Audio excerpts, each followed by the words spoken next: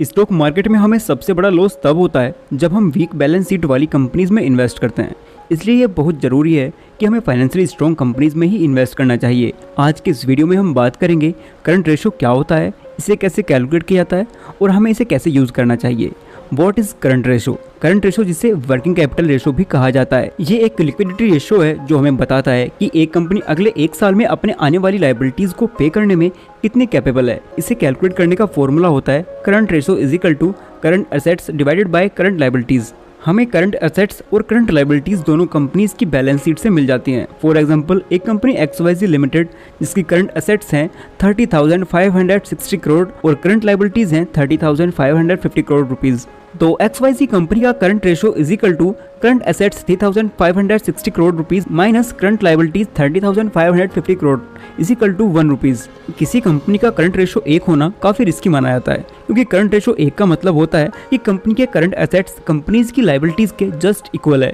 और हो सकता है कि कंपनी को किसी वजह से कंपनी के लिए कैश की जरूरत पड़ जाए, तो कंपनी को एक साल में आने वाली लायबिलिटीज को चुकाने में प्रॉब्लम हो जाएगी। Use of current ratio. Current ratio का यूज हम जनरली सेम फील्ड की कंपनीज को कंपेयर करने में करते हैं, क्योंकि हर इंडस्ट्री के लिए करंट रेशो की रेंज अलग अलग होती है।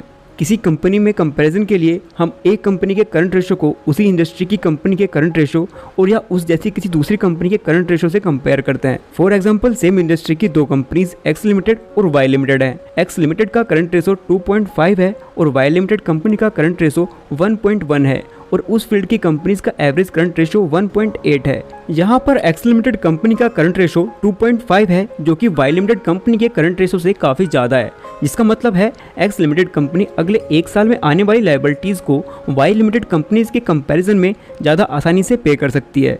वहीं एक्स लिमिटेड कंपनी का करंट रेशो इंडस्ट्री के एवरेज करंट रेशो से भी ज्यादा है, जो कि एक अच्छी बात है। वहीं वाई लिमिटेड का करंट रेशो इंडस्ट्री रेशो से काफी कम है, जो कि एक अच्छी खबर नहीं है। वाई लिमिटेड को अगले एक साल में आने वाली लायबिलिटीज को चुकाने में काफी प्रॉब्लम्स हो सकती हैं।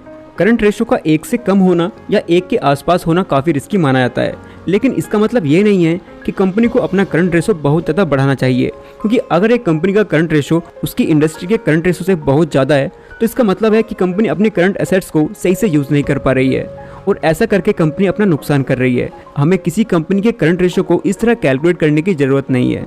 ये बस आपको समझाने के पर्पज़ से हमने कैलकुलेट किया है।